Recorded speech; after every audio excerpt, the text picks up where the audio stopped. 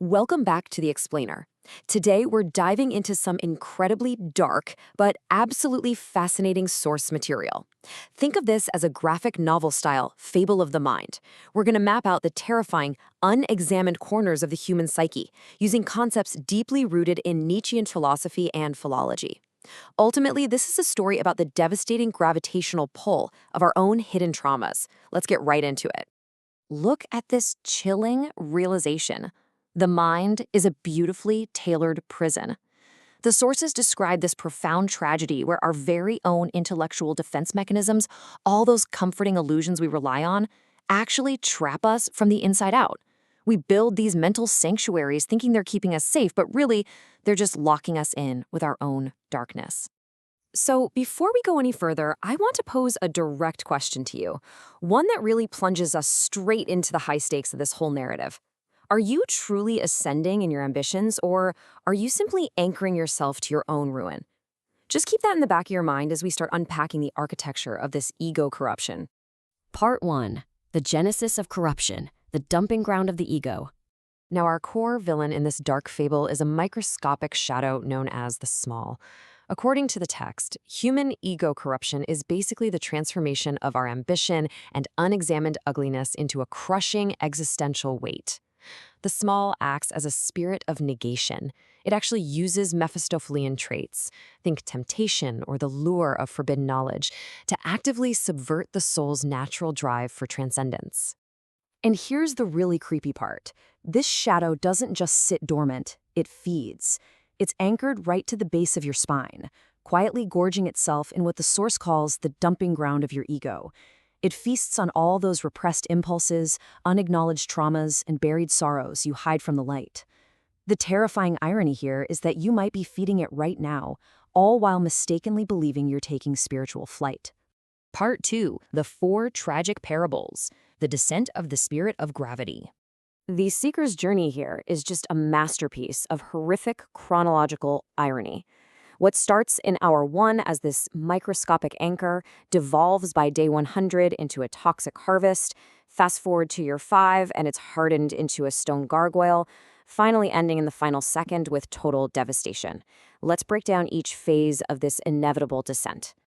In the first parable, the parable of the microscopic anchor, the seeker is totally clueless about their actual condition.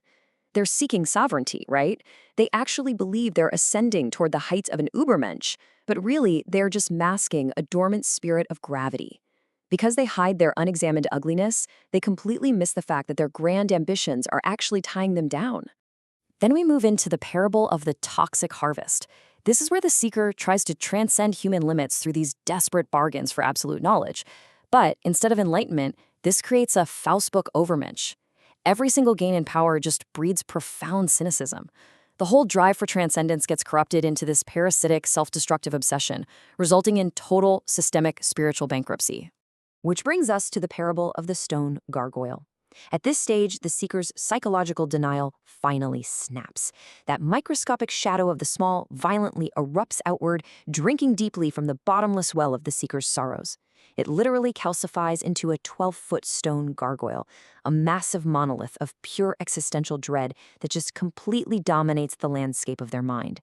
And finally, the parable of the final Untergang. Under the immense, dense weight of this stone gargoyle, the seeker is physically and psychologically crushed. This is the descent, the ultimate destruction. They suddenly realize that their entire pursuit of mastery, all those fierce assertions of free will, they were merely a tragic, comic pantomime. The illusion is entirely shattered. Part 3. Prosecution by the wit and irony of the hunger. Analysis from the sibling architects. So, making sure this ego corruption is actually weaponized against the individual are two cosmic judges. First, we have the wit, who actively prosecutes the ego, like a relentless inquisitorial priest. And then we have the hunger, which is this hyper-conscious void that just sits back and watches the decay with cold, detached amusement. Let's look a bit closer at how they operate. The wit essentially views the Small as the inevitable physical result of his own intellectual tribunal. He systematically tears down the logical sanctuaries that we humans build to hide our traumas. The wit proves that all our comforting illusions of reason, they're completely useless. He strips them away to reveal weaponized truth, proving conclusively that the spirit of gravity is the final punctuation mark of our inherent ugliness. You literally cannot think your way out of this trap. Meanwhile, the hunger just totally gets the ultimate irony of it all. Watching with amused detachment, it sees that the seeker's very drive to become an Ubermensch is exactly what's nourishing this gravitational collapse. The hunger views the small as a necessary mechanism of existential stasis. It collects the toxic harvest, basically ensuring that any frantic, amusing choreography towards self-overcoming is permanently silenced under the sheer weight of universal mechanisms. Part 4. Escaping the Faustbook Trap, a warning to the seeker. Now, thankfully, the sources do provide a way out of this nightmare. To survive, you have to consciously stop feeding that dumping ground of the ego. Step 1.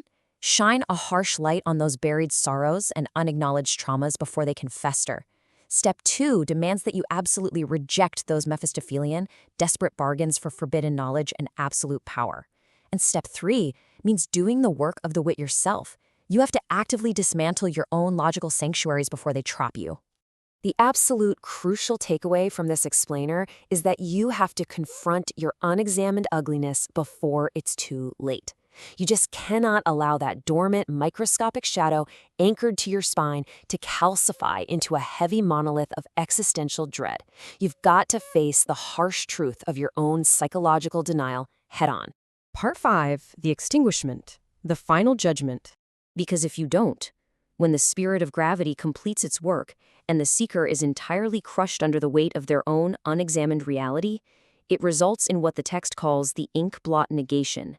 And make no mistake, this isn't just failing to achieve your ambition, it is the absolute total extinguishment of the individual by the spirit of gravity. It's game over.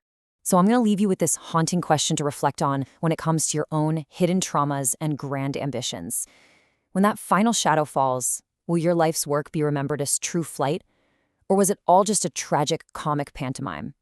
Take some time to really think about the logical sanctuaries you've been building. Thanks for joining me on this deep dive into the corrupted ego.